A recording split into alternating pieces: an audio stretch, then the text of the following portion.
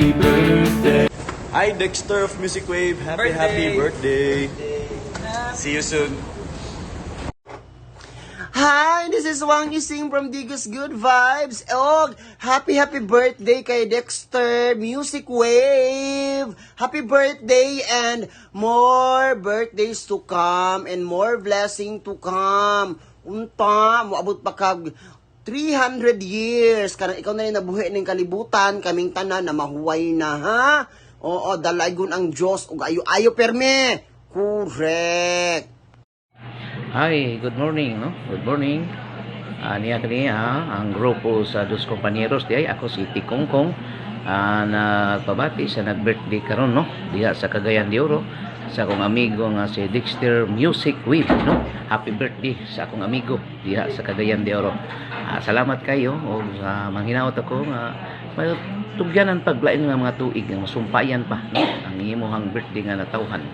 Karong adlaw nga natulgyod sa imong birthday ang 22 o 23 na karong pitsaha diya sa Cagayan de Oro. Ibalik ko Dexter Music Wave. Salamat kayo sa imong birthday. Hi, shout out sa kay Dexter Music Wave.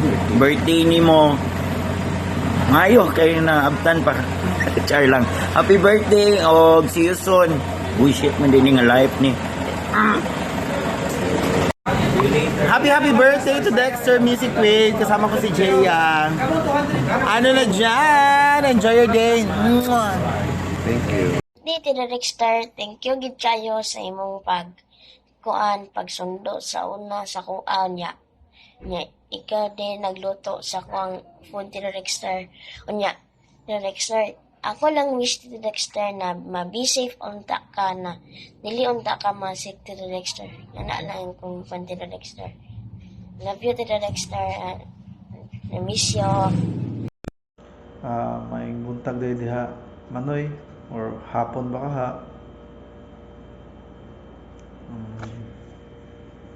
Happy birthday day. Malipayong pagsahulog sa imong adlaw nga tawhan. Hinaot nga malipayon ang imong birthday karon ug uban imong pamilya ug kanunay kita magpasalamaton sa gihatag sa Ginoo nga kusog ug kabaskog sa atong panglawas ug atong pamilya sa matag-adlaw naton nga buluhaton sa iyang pag-amping nga gilayo ta niya sa mga disgrasya. Angay kita magpasalamaton nini mga butanga. Dili lang usab sa atong birthday kundi sa matag adlaw nga atong nadawat, no? Pinaagi kaniya nga giluwas ta sa mga daotang or pupwedeng mahitabo nga disgrasya. Wala man kita masayod kung unsay mahitabo ugma ug sa umaabot pa, pero ana siya pirmi nga mag-guide sa tuwa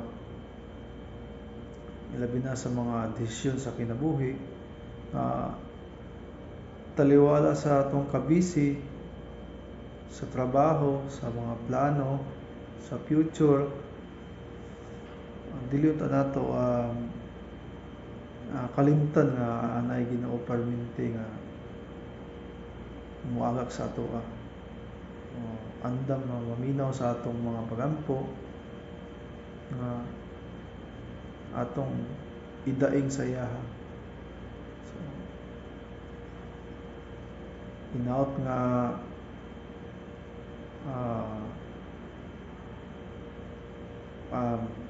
kanunay magmalig-on ta pirmi sa atong mga sagupang mga problema.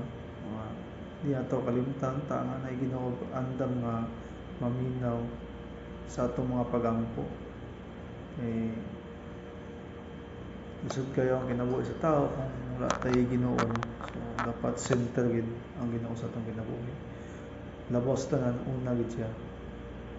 Even nga makalimot kita sa iya usahay, Pero andam gyapon siya kung mamina sa tuwa. Huwag mo giya. Diling na ako tason pa. Eh, ah, sige ka na lang. Salamat sa Diyos sa pag-amping kanunay. God bless.